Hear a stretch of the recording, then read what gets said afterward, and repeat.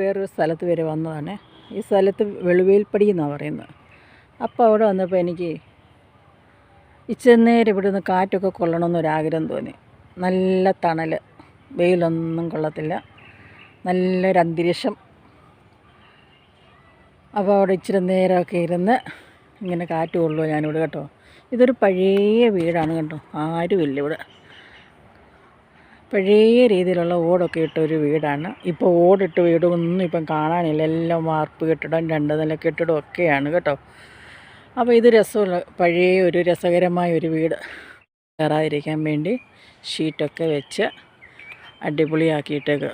ഇത് വലിയൊരു കയറ്റമാണ് കണ്ടോ. ഒരുപാട് ഇഷ്ടപ്പെട്ട ഒരു സ്ഥലം. നല്ല റബ്ബറും തോട്ടങ്ങൾ. ഇവിടെ 2 പോത്തന്മാർ നിൽപ്പുണ്ടെന്ന് പറഞ്ഞു. നോക്കട്ടെ അവിടെ എവിടെ നിൽക്കുന്നത് പോത്തുകൾ കേട്ടോ. നമുക്കൊന്ന് നോക്കാം.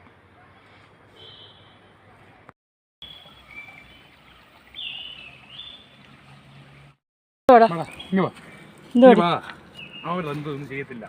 അവിടെ ഇതിൻ്റെ ഫോട്ടോ എടുക്കാം. അങ്ങോട്ട് വാ, രണ്ടുപേരും വാ വാ. ഞങ്ങൾ തെക്കൻ അരിപ്പൊടി ഇവനാണ് കുഴപ്പമില്ല. ഇവന് ഞാൻ ഒരുപോലെ നിൽക്കണം. ചക്കരേ അല്ലേ? ഇവനിൽ നിന്നൊരു ഫോട്ടോ എടുത്തു.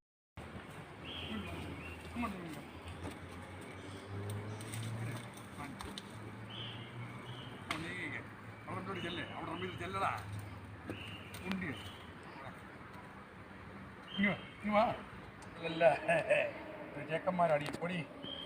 എൻ്റെ പന്നപ്പെണ്ണും പനിച്ചെക്കണും.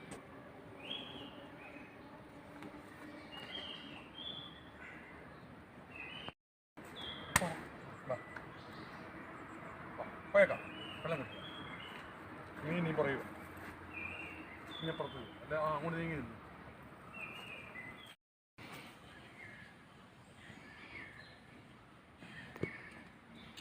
കുട്ടിക്കകത്ത് അപ്പൻ വെച്ചേക്കാം പിന്നെ. ആ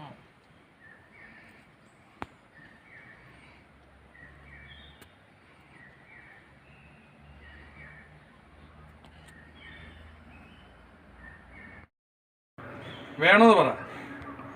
വേണോ? ഒരുമരായി തരാം. വാവിളി വാവിളി.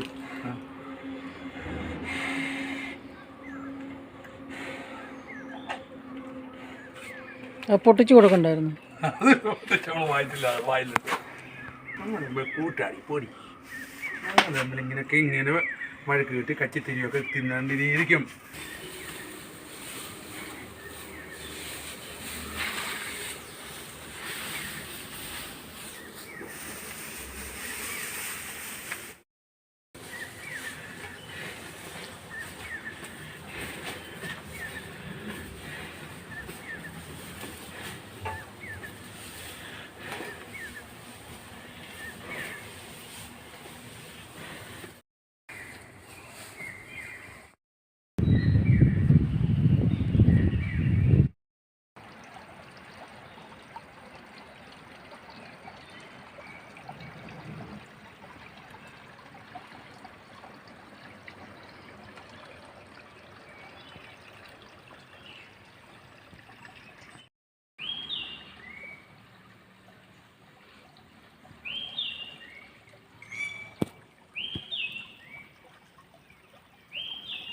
കുന്നിൻ്റെ മുകളിലൊരു വീടിരിക്കുന്നതാണ്.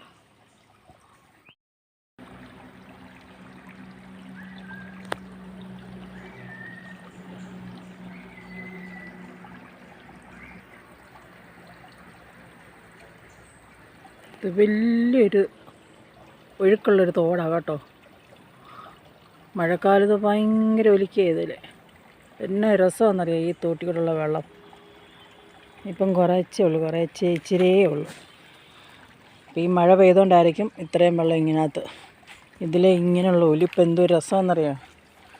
എനിക്ക് ഇങ്ങനെ കുത്തൊലിച്ച് താഴോട്ട് വീഴുമ്പോൾ അടിപൊളി രസമായി ഈ തോട്ടിലെ വെള്ളം. ഈ വെള്ളം ആകുമ്പോൾ ഞാൻ വന്നെടുത്ത് കാണിക്കാം വീഡിയോ കേട്ടോ.